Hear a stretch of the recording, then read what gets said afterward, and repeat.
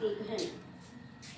यदि हल्दी, कुमकुम और चावल के माध्यम से श्रद्धालु देवताओं से जुड़कर उनकी कृपा पाता है, तो संभवतः इस प्रतिरूप की मदद से हम अनजान व्यक्तियों से भी सफल बातचीत कर सकते हैं। हल्दी रोगाणुओं को मारती है, शरीर में उष्णता का निर्माण करती है। उसी तरह अनजान व्यक्ति से बातचीत शुरू करते समय सभी नकारात्मक ऊर्जाओं को निकालना अति आवश्यक है, क्योंकि ये नकारात्मक ऊर्जाएं बातचीत को दूषित कर सकती हैं। इस उद्देश्य से उस व्यक्ति में सुरक्षा व सहजता की भावना जगाई जाती है।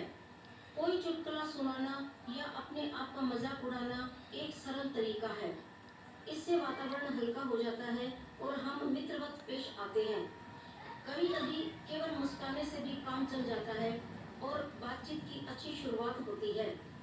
इसी तरह किसी अनजान व्यक्ति को हल्दी लगाकर हम कम डरावने और अधिक मानवीय पेश आते हैं।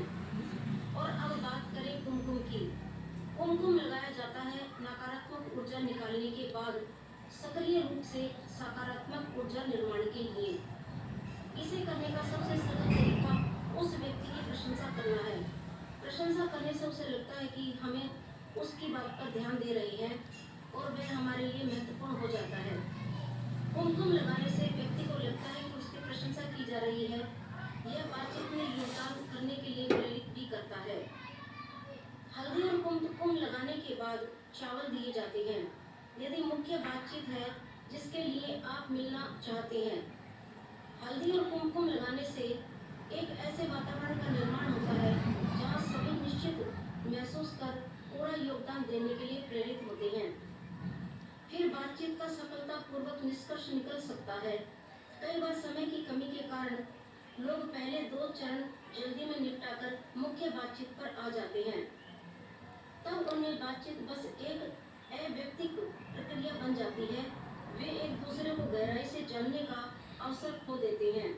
हल्दी, कुमकुम और चावल अर्पित करने से मनुष्यों के बीच का संबंध दृढ़ बनता है। एक सकारात्मक ऊर्जा का निर्माण होता है, जिस कारण लोग सहजता से विचारों का आदान प्रदान करते हैं। हल्दी को शुभ और मंगल लाने वाला माना जाता है। यह न केवल खाने में स्वाद को बढ़ाती है, बल्कि जीवन में संपन्नता भी लाती है।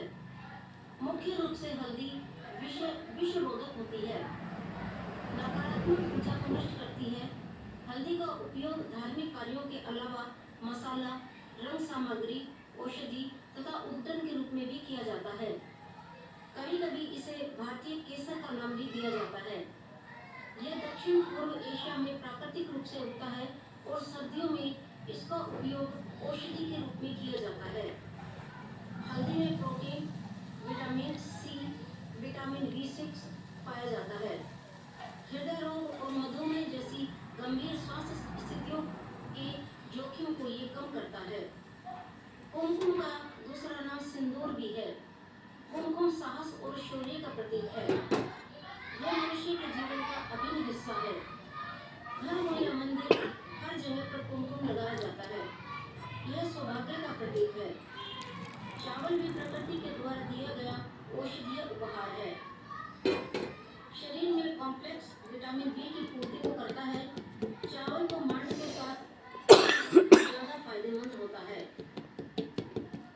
छठा चक्र, जिसे तीसरी आंख भी कहा जाता है, सीधी भौहों के बीच माथे में केंद्रित होता है और माना जाता है कि यह केवल वह चैनल है जिसके माध्यम से मानव जाति आध्यात्मिक रूप से ईश्वर की ओर खुलता है। इस प्रकार कुमकुम का वह स्थान है जहाँ भारतीय सबसे अधिक विश्वास करते हैं। प्रचलित मान्यताओं के अनुसार सिंदूर को सौभाग्य की निशानी माना गया है। इसका उपयोग स्वास्थ्य महिलाएं अपनी मांग भरने के लिए करती हैं। वहीं दूसरी ओर कुमकुम का उपयोग शुभ कार्यों में स्वास्तिक बनाने के लिए किया जाता है। इससे प्रसन्नता का संचार भी होता है। धार्मिक ग्रंथों में इसे दिव्यता का प्रतीक माना गया है।